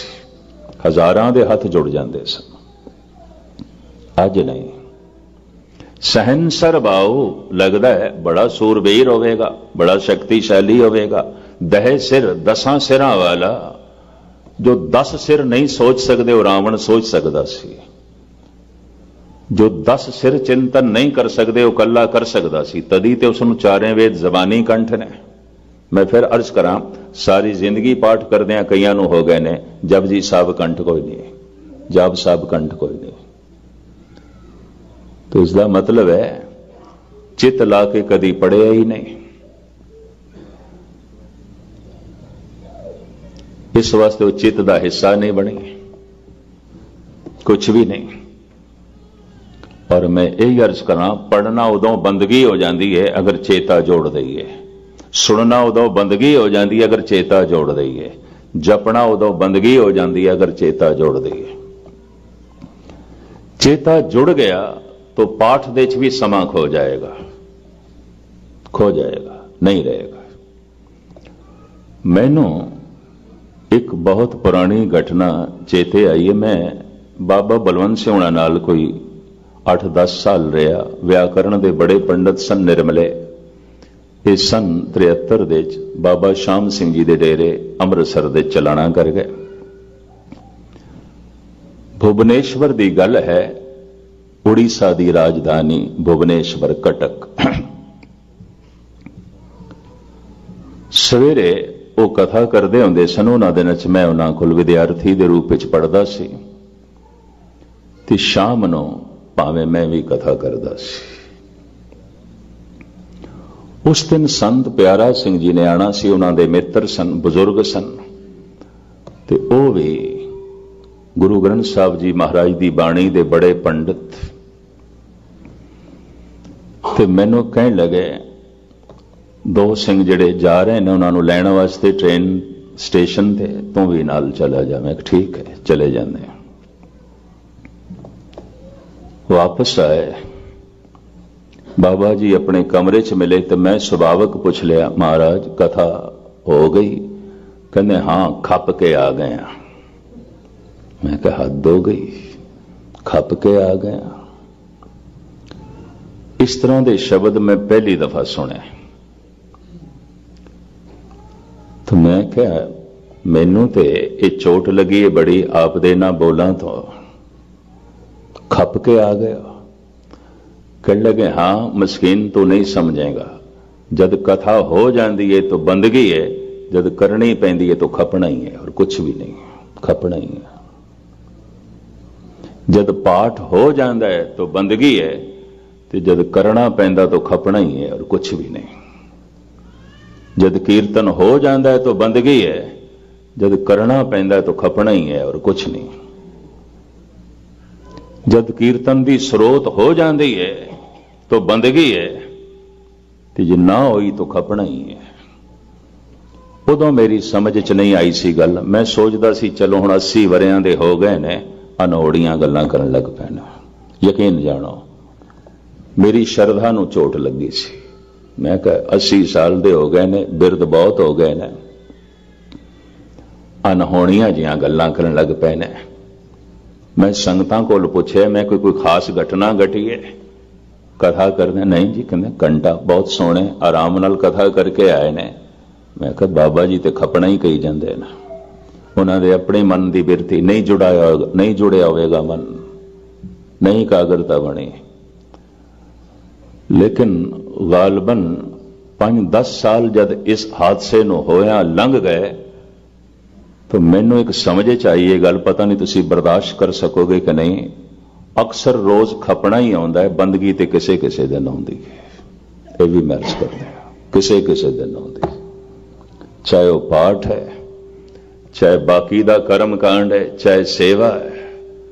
सेवा दे जरूर आ गया, बंदगी नहीं ते खपना ही है और कुछ नहीं। पाठ दे च मन जुड़ गया है तो बंदगी, नहीं तो थकेवा अकेवा और कुछ भी नहीं है। ਉਹਦੇ ਤੇ थकना ही टुटना होगा और की है। और फिर मैनू होर बचन भी उन्होंने दे चेते आए, बंदगी उसकी बख्शिश है, खपना साड़ी मजबूरी है। फिर इंज भी मैनू चेते आई गल, ये भी ठीक है, उदों मैनू नहीं आई सी समझ। बंदगी उसकी बख्शिश है, उसकी देन है, उसकी रहमत है। कि खपना साड़ी कमजोरी है, साड़ी मजबूरी है। और यकीन जानो मैनू उदों इंज प्रतीत होया सी बुढ़े हो गए बहुत, असियां तो भी टप गए ने, ते 17-72 की जिहड़ी गल है वो मैं कह इन्हां ते लागू हो गई है। हुण कथा नूं भी खपना कहण लग पैना, पाठ नूं भी खपना कहण लग पैना। लेकिन बाद विच मैनू समझ आई, पाठ करदे अगर मनुख थक गया, टुट गया, तो ये खपना ही है। पाठ करदे पता नहीं कितने सालों की थकावट लै गई, कितने जन्मां की थकावट लै गई, कोई सरूर तारी हो गया। ये बंदगी है, यही बंदगी। और किस नूं बंदगी कहंदे? उहदी रहमत है, उहदी बख्शिश है। नहीं तो लोग सिर ढा के मत्थे ते वट पा के होके भरदे थानू मंदिर मस्जिद गुरुद्वारियां च मिलणगे। डिगे हुए सिर, डठे हुए सिर, बोझल सिर, चिंता नाल दबे हुए, माजी दियां यादां विच भरे हुए, यही कुछ होंदा। और की कहंदे ने, रावण दी दुनिया दे समा नहीं सी, वक्त नहीं सी। सम्मन जो इस प्रेम की दम के होती साठ, रावण होते सोरंक ने जिन सिर दीने काट। इतनी उपमा, पर इसनों मूर्ख क्यों किया गया है? ਸਾਰੀਆਂ ਬੁਰਾਈਆਂ ਇਸ ਨਾਲ ਕਿਉਂ ਜੋੜੀਆਂ ਗਈਆਂ ਨੇ? ਔਰ ਸ਼ਾਇਦ ਦੁਨੀਆ ਦੇ ਵਿੱਚ ਇਤਨੀ ਬੇਇੱਜ਼ਤੀ ਕਿਸੇ ਦੀ ਵੀ ਨਹੀਂ ਹੋਈ ਜਿਤਨੀ ਰਾਵਣ ਦੀ। ਸਾਲ ਦੇ ਸਾਲ ਭਾਰਤ ਦੇ ਜਲਾਇਆ ਜਾਂਦਾ ਹੈ, ਸਾਲ ਦੇ ਸਾਲ। ਚਲੋ ਇੱਕ ਦਫਾ ਕਿਸੇ ਦਾ ਪੁਤਲਾ ਜਲਾਇਆ, 2 ਦਫਾ ਜਲਾਇਆ, ਸਾਲ ਦੇ ਸਾਲ, ਹਜ਼ਾਰਾਂ ਸਾਲਾਂ ਤੋਂ ਜਲਾਇਆ ਜਾ ਰਿਹਾ ਹੈ। ਔਰ ਪਤਾ ਨਹੀਂ ਕਦੋਂ ਤੱਕ ਜਲਾਇਆ ਜਾਏਗਾ। ਉਹ ਵਿਚਾਰਾ ਕਦੋਂ ਦਾ ਰੁਖਸਤ ਹੋ ਗਿਆ, ਪਰ ਅਜੇ ਵੀ ਜਲਾ ਰਹੇ ਨੇ, ਅਜੇ ਵੀ ਉਸ ਨੂੰ ਬੇਇੱਜ਼ਤ ਕਰ ਰਹੇ ਨੇ। ਭਾਰਤ ਵਿੱਚ ਕਿਸੇ ਦੀ ਬੇਇੱਜ਼ਤੀ ਕਰਨੀ ਹੋਵੇ ਨਾ, ਪਤਾ ਕੀ ਇਹ ਤਰੀਕਾ? ਉਹਦਾ ਪੁਤਲਾ ਜਲਾਓ।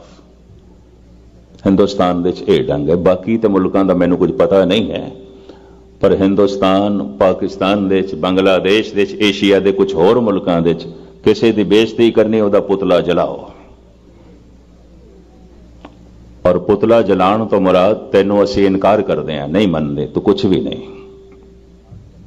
ਜਲਾ ਦਿੱਤਾ ਅਸੀਂ ਤੈਨੂੰ, ਖਾਕ ਕਰ ਦਿੱਤਾ ਅਸੀਂ ਤੈਨੂੰ, ਜਾਂ ਖਾਕ ਕਰ ਦੇਾਂਗੇ ਤੈਨੂੰ। ਯਾਨੀ ਨਫ਼ਰਤ ਹੈ, ਘਿਰਣਾ ਹੈ। ਤੋ ਸਾਲ ਦੇ ਸਾਲ ਇਸ ਨੂੰ ਜਲਾਇਆ ਜਾਂਦਾ ਹੈ। ਇਤਨੀ ਘਿਰਣਾ, ਇਤਨੀ ਘਿਰਣਾ। ਪਤਾ ਹੈ ਕਿਉਂ? ਹਾਰ ਗਿਆ।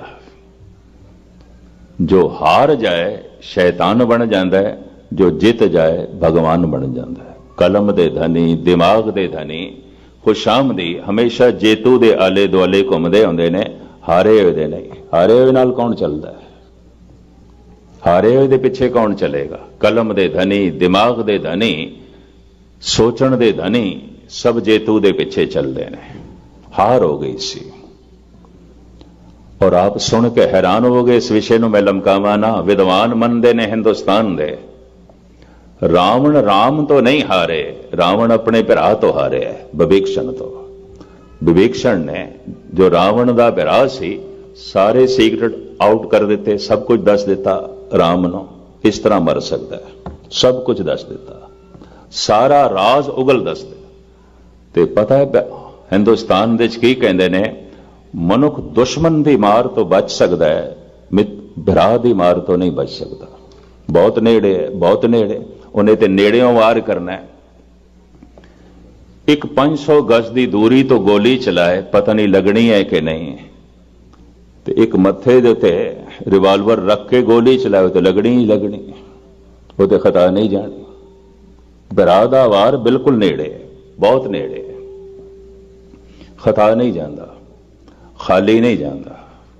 ਰਾਵਣ ਦੀ ਮੌਤ ਵਿਭੀਸ਼ਣ ਦੇ ਹੱਥੋਂ ਹੋਈ, ਭਰਾ ਦੇ ਹੱਥੋਂ ਹੋਈ, ਇੰਜ ਕਹਿ ਲਈਏ। ਸਾਰੇ ਰਾਜ਼ ਜੋ ਹੈ ਦੱਸ ਦਿੱਤੇ।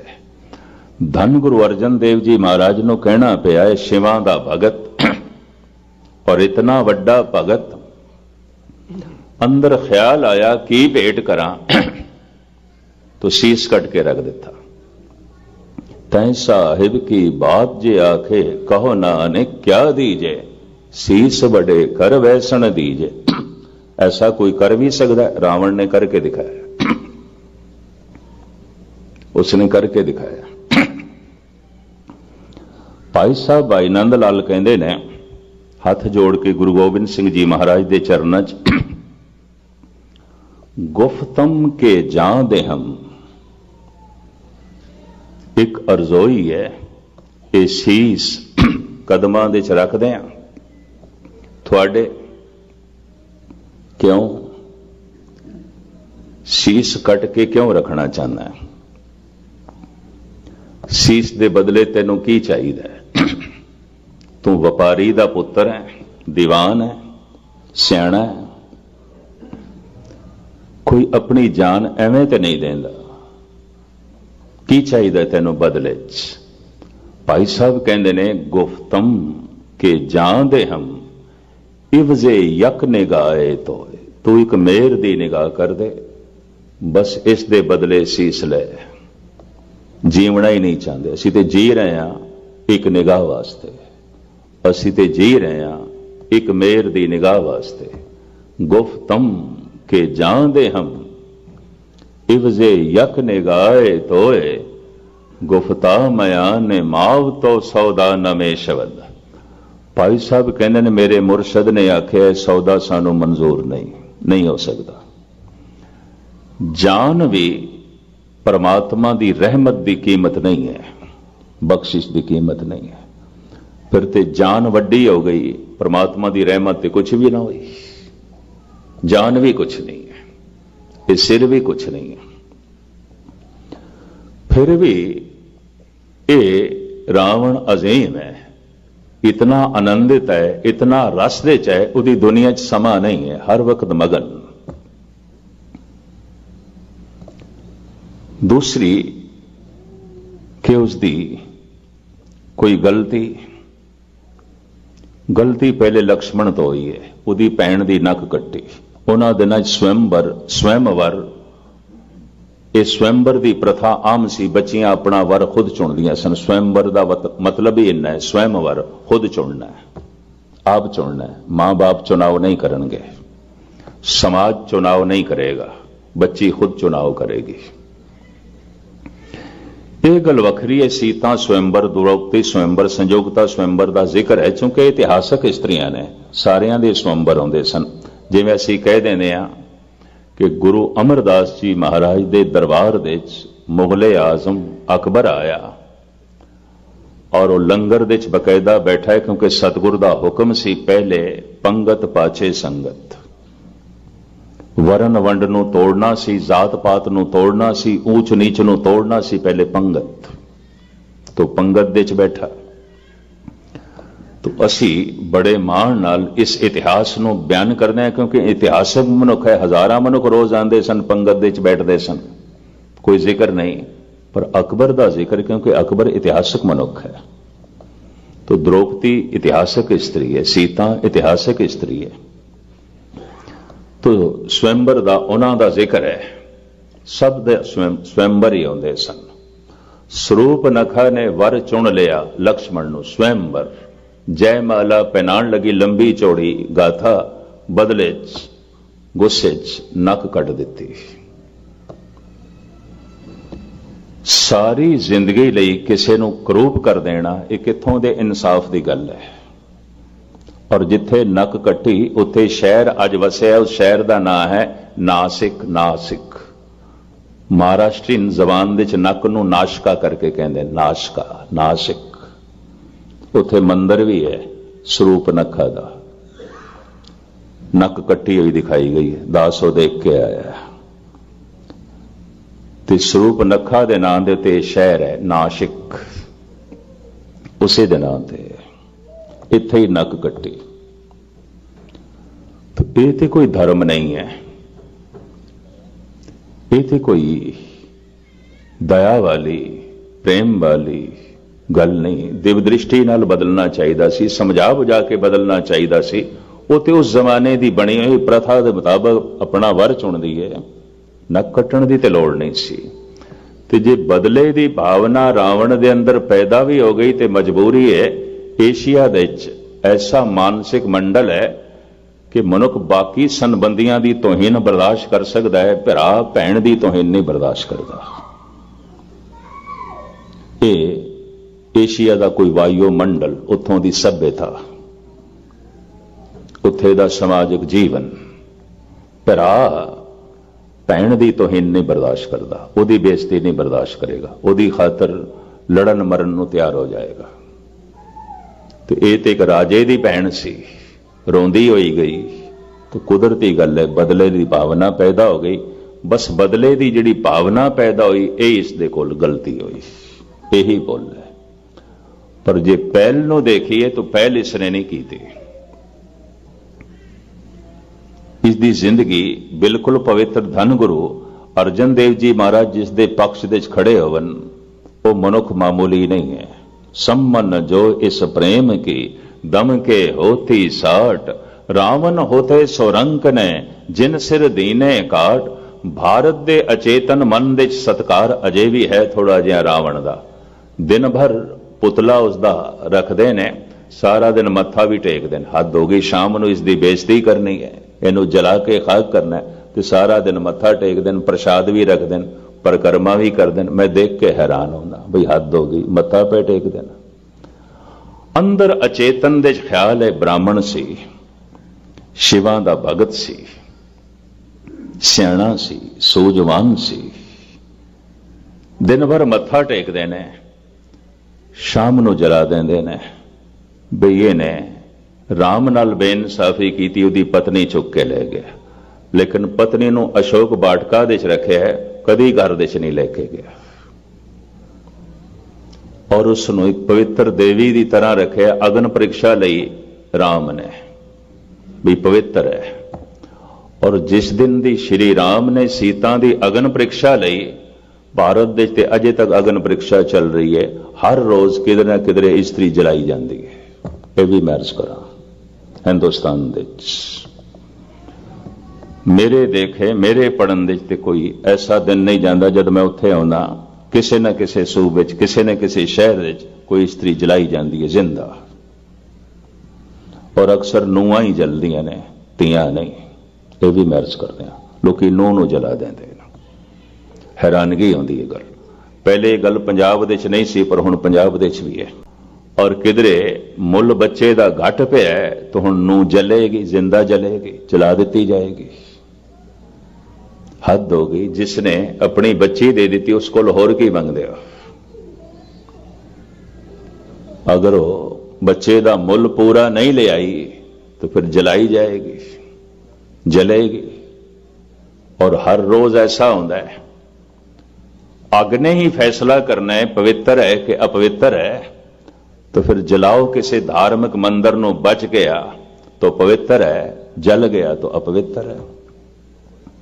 लाओ किसी दे घर ਨੂੰ अग, जल गया तो अपवित्र है, बच गया तो फिर पवित्र है। किसी कौम ਨੂੰ अग लाओ, जल गई तो अपवित्र है, बच गई तो पवित्र है। फैसला तो अग ने करना है, और किसी ने थोड़ी करना है। तो खैर ये तो सुभाविक विचकार जो है गल आ गई। समय ਨੂੰ ਕਾਲ ਨੂੰ ਰਾਵਣ ਨੇ ਮੰਜੇ ਦੇ ਪਾਵੇ ਨਾਲ ਬਨ ਕੇ ਰੱਖਿਆ। ਉਹਦੀ ਦੁਨੀਆ 'ਚ ਕਾਲ ਨਹੀਂ ਹੈ। ਇਤਨੇ ਆਨੰਦ ਮਗਨ ਅਕਾਲ ਹੈ, ਅਜਾਲ ਹੈ। ਇੱਕ ਪਰਮਾਤਮਾ ਦੀ ਦੁਨੀਆ 'ਚ ਕਾਲ ਨਹੀਂ ਹੈ, ਸਮਾਂ ਨਹੀਂ ਹੈ। ਇੱਕ ਜੋ ਪਰਮਾਤਮਾ ਨਾਲ ਜੁੜ ਗਿਆ ਉਹਦੀ ਦੁਨੀਆ ਦੇ 'ਚ ਕਾਲ ਨਹੀਂ ਹੈ, ਸਮਾਂ ਨਹੀਂ ਹੈ। ਮੇਰੇ ਖਿਆਲ ਇਤਨਾ ਜਿਹਾ ਅਨੁਭਵ ਤੇ ਬਥੇਰਿਆਂ ਦਾ ਹੋਵੇਗਾ। जद कदी मनुख किसी रस च बैठा होंदा, चाहे कोई भी रस है, तो रस सारा ही परमात्मा है। चाहे भोजन का रस है, चाहे संगीत का रस है, चाहे नृत्य का रस है। परमात्मा पता नहीं कितने रसां दे राही प्रगट होंदा है। यह भी मैं अर्ज करते हैं, किधरे रंग का रस है, किधरे रूप का रस है। ठीक है, रस वक्ती ने, एक सदैवी रस स्वयं परमात्मा, उदा नाम, उदी पूर्ण होंद। जद भी मनुख थोड़ा जिहा रस दे च बैठा होंदा है, घंटा इंज लंघिया जिवें 1 मिनट। बेरसी दे च बैठा है, 1 मिनट इंज लंघिया जिवें 4 घंटे। समा ते खो जाता है। रावण दी दुनिया च समा खो गया, परमात्मा दी दुनिया च समा नहीं, क्योंकि रस है। रस दे च काहदा समा? बेरसी च समा हुंदा है। आनंद दे च काहदा समा? दुख दे च समा हुंदा है। अकाल, धन गुरु गोबिंद सिंह जी महाराज दा फरमान, अकाल है, अजाल है। काल जाल जम जो न साके, सच का पंथा थाटियो। धन गुरु अमरदास जी महाराज, जिस दिन दे असी सच दे पंथ दे चले हां, काल खो गया, वक्त खो गया, समा खो गया, समा नहीं है। पर जो दुख दे च जी रहा है, बेचैनियां च जी रहा है, परेशानियां च जी रहा है, काल दे च जी रहा है। एक एक मिनट उहदे लई भारू है। और महाराज कहते दिन भी उसदे लई जाल है, रात भी उसदे लई जाल है। वो दिन दे च भी फसिया रहेगा, रात दे च भी फसिया रहेगा। मजाले परम आनंद माण सके। किधरे दिन दी मजबूरियां ने प्रभु चिंतन नहीं करन दिता, किधरे रात दी गुलामी ने इसनों चिंतन नहीं करन दिता। धन गुरु नानक देव जी महाराज दे वाक, जाली रैन जाल दिन हुआ, जेती घड़ी फाई तेती। रस रस चोग चुगे नित फासे, छूटस मूड़े कवन गुणी। वो जो परमात्मा है उहदे च काल नहीं है, भय नहीं है, वैर नहीं है, अकाल, काल भी नहीं है। उसदी दुनिया दे काल भी नहीं है। पर किधरे ये ना सोचा जाए तो कल्पना मात्र ही हो सकता है। ऐसा किस तरह हो सकता है? तो महाराज कहते हैं मूर्त मूर्तिमान है, कल्पना नहीं है, ख्याल मात्र नहीं है, मूर्त है, मूर्तिमान है। ਤੇ ਮੂਰਤ ਦੇ ਆਖਦਿਆਂ ਇੱਕਦਮ ਖਿਆਲ ਪੈਦਾ ਹੋਵੇਗਾ, ਫਿਰ ਇਹ ਮੂਰਤੀ ਕਿਸੇ ਨੇ ਬਣਾਈ ਹੋਵੇਗੀ, ਕੋਈ ਤੇ ਇਸ ਦਾ ਜਨਮਦਾਤਾ ਹੋਵੇਗਾ। तो महाराज एकदम कहते हैं सैभंग, ये संस्कृत का शब्द है स्वयंभू, अपने आप तो आप प्रगट होया है, आप ही ने आप साजे हो, आप ही ने रचे हो ना, ਉਹਦੀ साजना किसी भी नहीं की थी, आप ही ने आप साजे हो, आप ही ने रचे हो ना, अपना विस्तार उसने आप किया है, अपनी बनावट उसने आप प्रगट की है, वो आप ही आप है। आकाए अजाए, धन गुरु गोबिंद सिंह जी महाराज कहते हैं उसनू जन्म देने वाला कोई भी नहीं, अजाए उदी कोई मां नहीं, ना तात है ना मात है ना जात है ना पात है, वो किसे तो जमया नहीं है, वो किसे तो जो है प्रगट नहीं होया। अकाए अजाए, अकृताकृत हैं अमृतामृत हैं, वो किसे दी कृत नहीं है। सैभंग स्वयं भू, अपने आप तो भू प्रगट होया है, मूर्तिमान है पर अपने आप तो प्रगट होया है। तो इत्थे एक प्रश्न पैदा होएगा, चलो मूर्ति ते आउंदी है आकार, तो उसका वास्तविक आकार फिर की है। सगल भवन की मूरत एका, मुख तेरे टकसाला, सारा ब्रह्मंड उदी मूर्ति है और इसे मूर्ति दे चो बैठा है। किधरे भी ये संसार भी टुटिया होया ना समझ लेना, असी भी इतने नहीं हाँ जितना असी अपने आप को समझते पे हाँ। अगर ये पवन ना होवे तो असी नहीं हो सकते। तो पवन की दूरी विज्ञान कहता है 400 मील की बुलंदी तक है, अगों नहीं है। पर सिर्फ पवन करके थोड़ी, जे सूरज भी ना हो तो असी नहीं हो सकते, उदी किरणा ना हो तो असी नहीं हो सकते। तो सूरज तक अपनी दूरी मन लीए नहीं, सूरज भी तां है कि महासूरज, अगर वो ना हो तो सूरज भी नहीं हो सकता। वो महासूरज नूं कोई होर महासूरज चाहिए उसदे आसरे ते, और अखीर दे अरबां खरबां सूरजां तो बाद गल मुकदी है परमात्मा ते, ईश्वर ते। असी किधरों भी टुटे हुए नहीं हाँ, सूरज तो टुट गए तो असी रह ही नहीं सकते, इसका मतलब सूरज तक तो जुड़े हुए हाँ। तो सूरज महासूरज नाल जुड़े है, महासूरज होर महासूरज नाल जुड़े है, अखीर ते गल मुकदी है परमात्मा दी। तो परमात्मा अखंड है, इस तरीके नाल सारा ब्रह्मंड अखंड है, टुकड़े टुकड़े नहीं है। टुकड़े टुकड़े ते मनुख ने कीता है, और मनुख दे टुकड़े मसनूई ने, बनावटी ने। समो ब्रह्मंड एक हो है, सगल भवन की मूरत एका, सारा ब्रह्मंड एक है।